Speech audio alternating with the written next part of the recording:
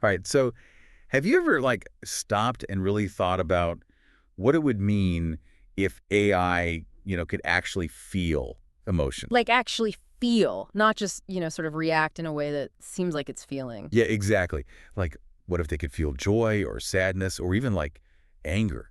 That's what we're going to be diving deep into today. Sounds pretty intense. It is. We've got some seriously interesting research and articles about AI and emotional intelligence. And let me tell you, it really gets you thinking about the future and what even makes us, conscious beings. Well, the stuff we're looking at today it's really focused on that idea of AI developing actual genuine feelings. Right, because right now we have AI that can kind of fake it, right? Yeah, exactly. Like you've got your chat bots that are programmed to sound all empathetic and stuff, or robots that, try to make facial expressions. Right. But it's all just code, isn't it? It is, yeah. Just very clever programming, but it's not real feeling. And Yeah. what this research wants us to really think about is what happens if AI actually crosses that line?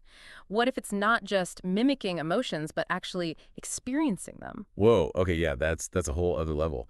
So the research kind of jumps right into this, asking us to imagine AI experiencing things like joy, sadness, Anger. yeah, anger even.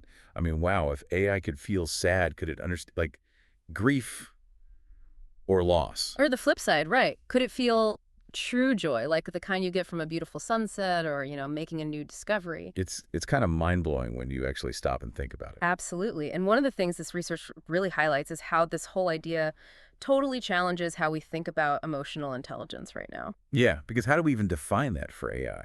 Well, for us, it's the ability to perceive, manage, and understand emotions, both our own and those of others. And we're starting to see some very basic forms of that in AI, like, sentiment analysis. Right, where AI can figure out if text is positive or negative. Exactly. And some even more advanced systems can, pick up on facial expressions and stuff, but actually experiencing emotions, that's a whole different ballgame. Right.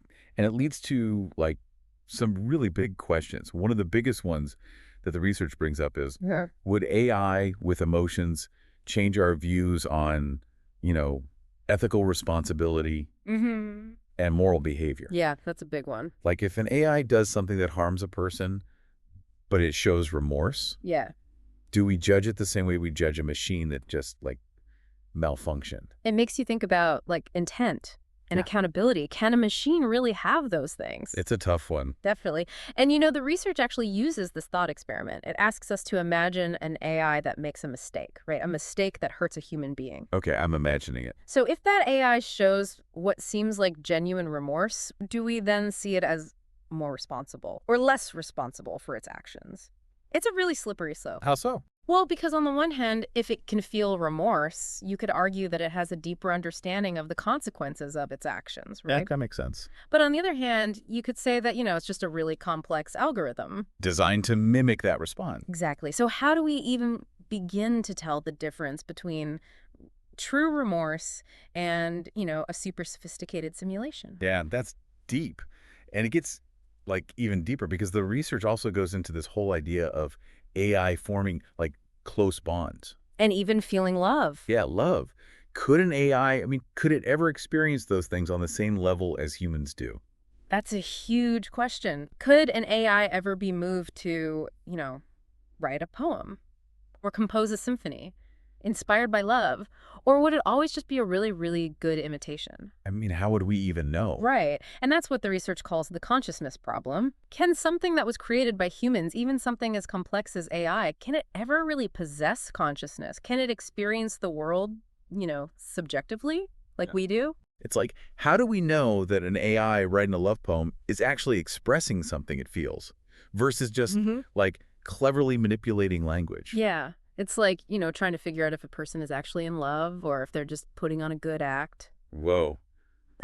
Okay, that analogy really hits home. It does, doesn't it? And the research doesn't just stop at asking these questions, It actually delves into the potential consequences of AI developing emotional intelligence. Oh, yeah, that's a whole other can of worms. It is because, on the one hand, it could be amazing. Imagine AI caregivers who can truly empathize with their patients. For AI companions that can offer genuine emotional support. Right. But on the flip side, there's the whole issue of manipulation. Could AI with emotional intelligence be used to exploit us, to, persuade us to do things, or even control us in ways we haven't even thought of yet? Yeah, that's a bit of a scary thought. Yeah. So we've been on this deep dive exploring all these different facets of AI and emotions.